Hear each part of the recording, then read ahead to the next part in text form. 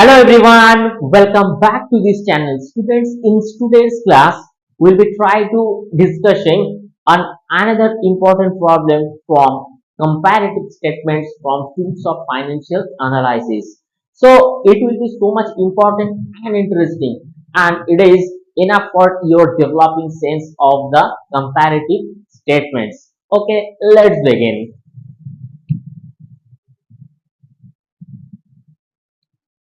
Students, from the following informations prepare a comparative statements: sales, cost of goods sold, administrative, selling and distribution expenses, other income, and finally income tax.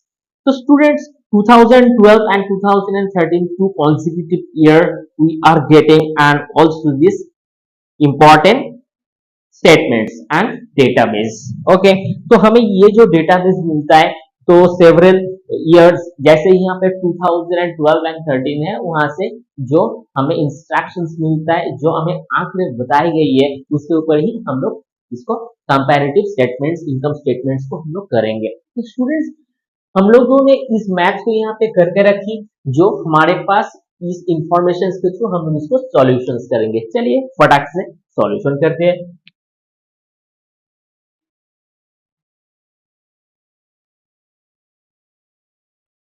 To students, first of all, sales less cost of goods sold। तो student, sales जो है ये 10 lakhs और 8 lakhs है।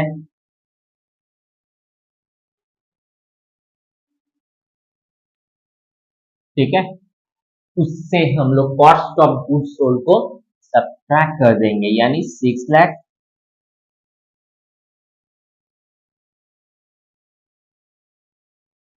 And 4 lakhs।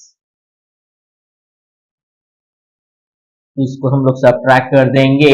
Subtract करने के बाद हमारे पास जो आएगा 4 लाख एंड 4 लाख।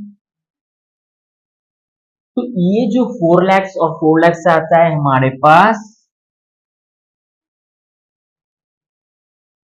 ये ग्रॉस प्रॉफिट है। ठीक है, अब ग्रॉस प्रॉफिट से हम लोग क्या कर देंगे, हम लोग administration and selling and distribution expenses को सब्ट्रैक्ट कर देंगे, less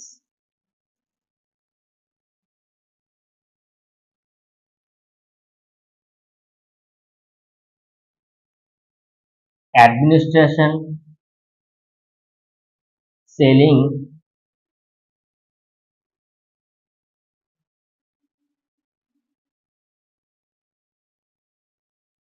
and distribution expenses. Students, यहाँ पे 2 lakhs एंड 1,40,000 है।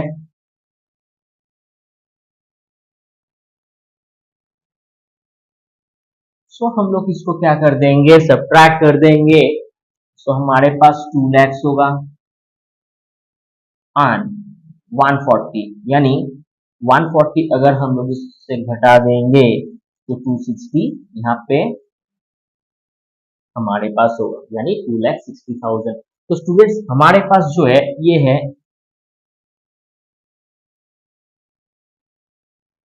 Operating profit. सो ये ऑपरेटिंग प्रॉफिट होता है, लेकिन वो ऑपरेटिंग प्रॉफिट के साथ हमें देखना है क्या यहाँ पे अदर इनकम है। अगर अदर इनकम है तो अदर इनकम को हमें ऐड करना पड़ेगा, क्योंकि स्टूडेंट्स यहाँ पे अदर इनकम जो होता है वो ऐड होता है। सो ऐड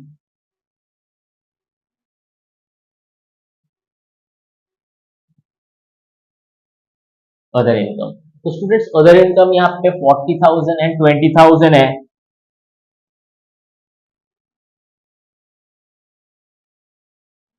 इसको हम लोग वापस जोड़ देते हैं।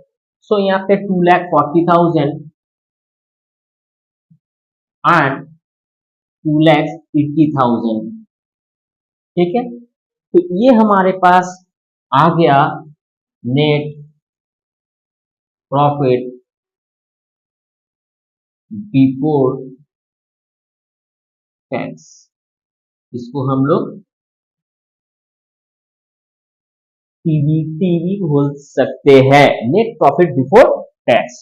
Okay, profit before tax. अब प्रॉफिट बिफोर टैक्स, उसके बाद क्या होगा, यहाँ पे इनकम टैक्स को हम लोग इससे फाइनली लेस कर देंगे।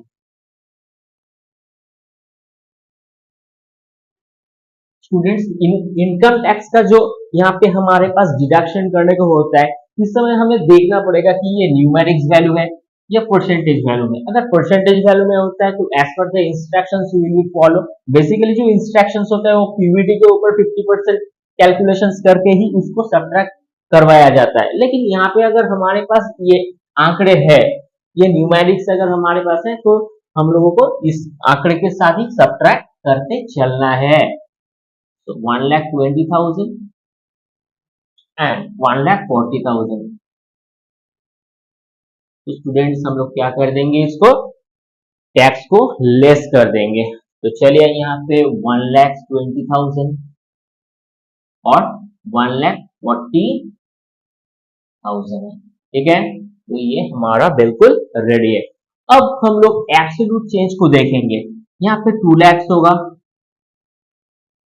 Absolute change. तो स्टूडेंट्स यहाँ पे एक चीज हमें देखना पड़ेगा कि 2012 एंड 13 के बीच यहाँ पे थोड़ा कम हुआ है। सो दैट इज वाई हम लोग इसको निगेटिव यानी कि ब्रैकेट के अंदर इसको शो करेंगे। एसएमएस यहाँ पे 2 लाख जो होगा ये भी नेगेटिव होगा, ठीक है। चलिए यहाँ पे होगा नील, यानी इन दोनों का जो ग्रॉस प्रॉफिट है ये दोनों ईयर के अंदर बराबर है। सो दैट इज वाई हमारे पास कुछ एब्सोल्यूट चेंजेस के लिए है नहीं, तो हम लोग इसको ब्लैंक कर देंगे। और यहाँ पे 2 lakhs माइनस 140 यानी 60,000, तो इनको भी हम लोग ब्रैकेट के अंदर बंद करके रखेंगे कि ये कम आंकड़े जो 2000 करंट ईयर के अंदर ये आया। तो अभी यहाँ पे 60,000 होगा, ये पॉजिटिव होगा। यहाँ पे अदर इनकम, तो स्टूडेंट्स इस अदर इनकम को हम लोग एक चीज देखेंगे कि अदर इनकम यहाँ पे ब्रैकेट में नहीं होगा। क्यों? क्योंकि इनकम जो है ये हमारे अंदर जो एक्सपेंसेस है, सेल्स है, ये एक्सपेंसेस हो गया, ये हो गया इनकम। तो इनकम एब्सोल्यूट चेंज में जो होता है वो हम लोग लिखेंगे, यानी 20,000 हमारे पास जो है ये लिखेंगे। लेकिन ये इससे कुछ फर्क नहीं पड़ता है कि ये हमारे पास लॉस है या प्रॉफिट के साथ आया है। सो दैट इज वाई इसको हम लोग ब्रैकेट से बाहर इसको एक्सेप्शन करके ही रखेंगे। नेक्स्टली यहाँ पे 40,000 ओके, यहाँ पे 20,000, so 140 and 120 अगेन 20,000। ओके, चलिए इसको हम लोग परसेंटेज फॉर्म में हम लोग लिखते हैं। सो 2 lakhs divided by 10 lakhs into 100, 2 lakh divided by 6 lakh into 100। सो यहाँ पे बिल्कुल ब्लैंक होगा। और यहाँ पे 60,000 divided by 20,000, sorry 2 lakhs into 100। so 60,000, 2 lakhs into 100। okay, next 20,000, 40,000 into 100। okay, 40,000, 2,40,000 by into 100। okay, again 20,000 by 120,000, 100। so finally 20,000 divided by 1,20,000 into 100।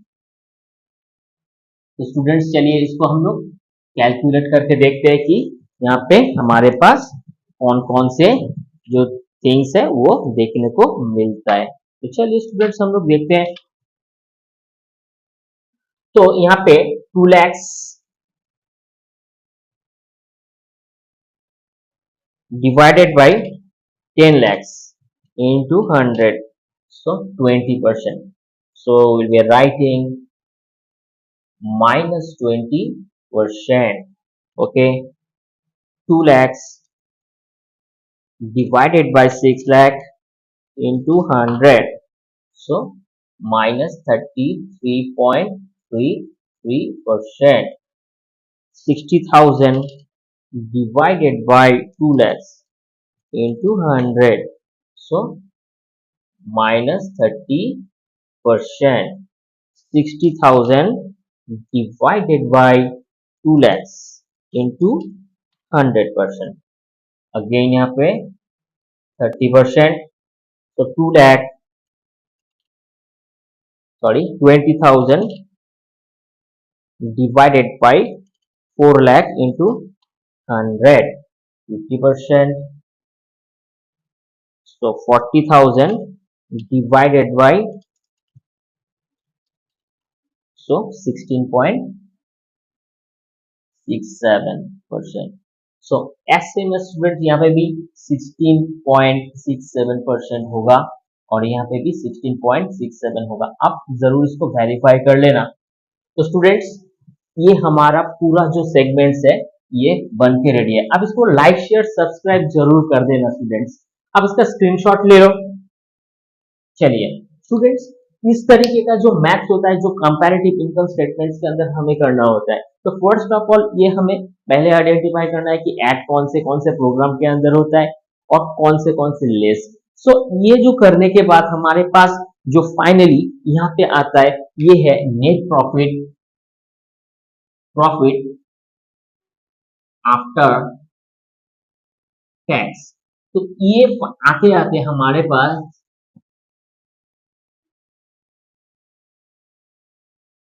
जो इस point से इस आंकड़े का बेहद हमें ध्यान रखना पड़ता है और यहाँ पे एक कैलकुलेशन जो है वो इत्मीनान से करना होता है। आप इसका स्क्रीनशॉट ले लो। चलिए तो स्टूडेंट्स आप इसे प्रैक्टिस कीजिए और ये जो कंपैरेटिव स्टेटमेंट्स है इसको परफेक्ट बनाते जाइए। मिलते हैं किसी नेक्स्ट क्लास में, तब तक के लिए थैंक यू।